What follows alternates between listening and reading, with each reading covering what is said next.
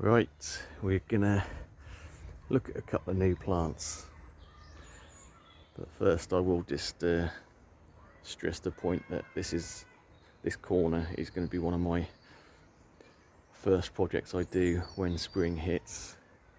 Don't really want to start planting stuff out just yet because we are still getting the odd frost, but yeah, maybe next month.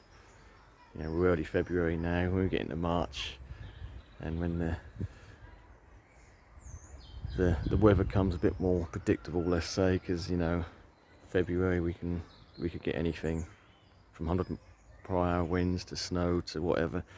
March is, it sort of settles down a little bit and we can sort of trust the forecast a little bit more.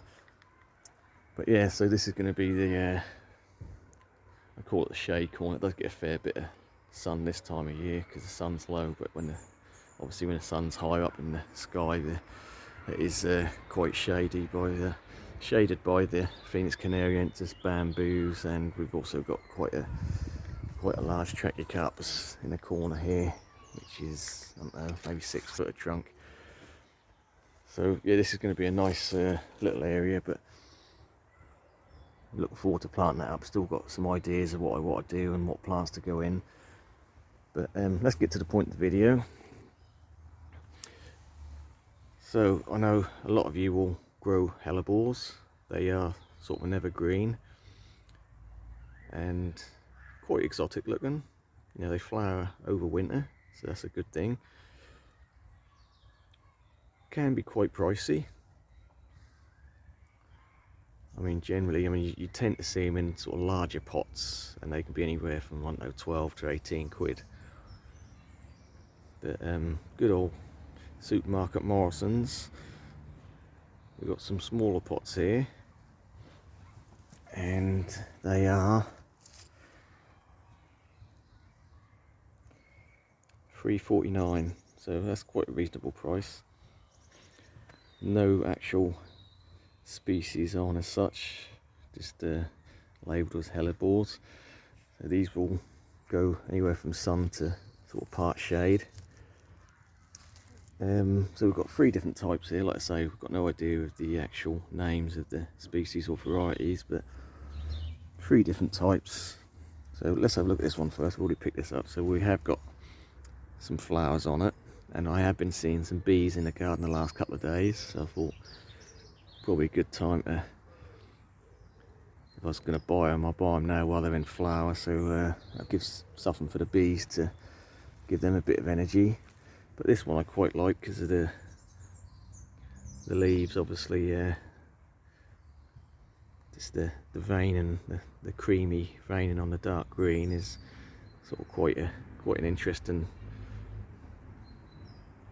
and yeah, like I say, I thought that's quite sort of a bit of interest in a otherwise sort of winter time. You get a lot of bare soil, so that'll add a bit of greenery to that.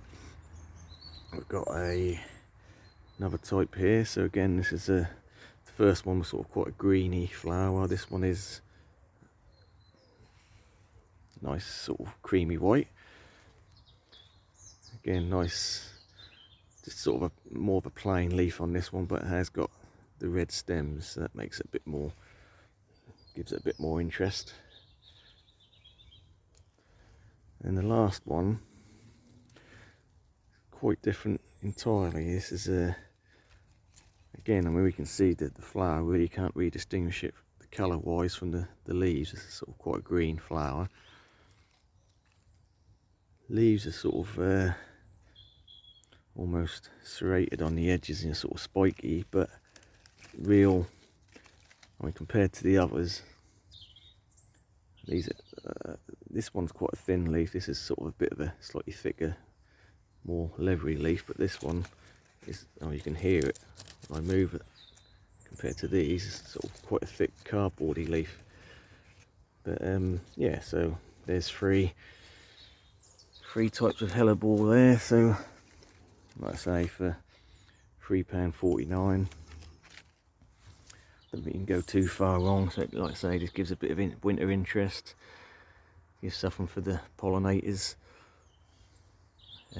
in the colder months, and gives interest to the garden. So sort of a triple whammy.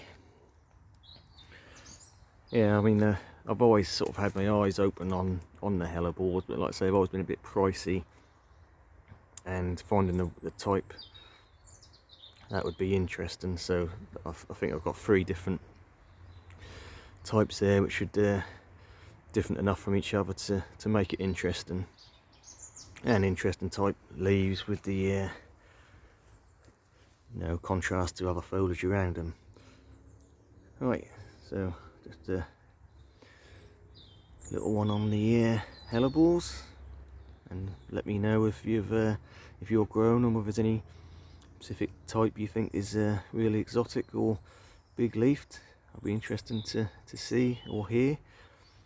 Thanks for watching.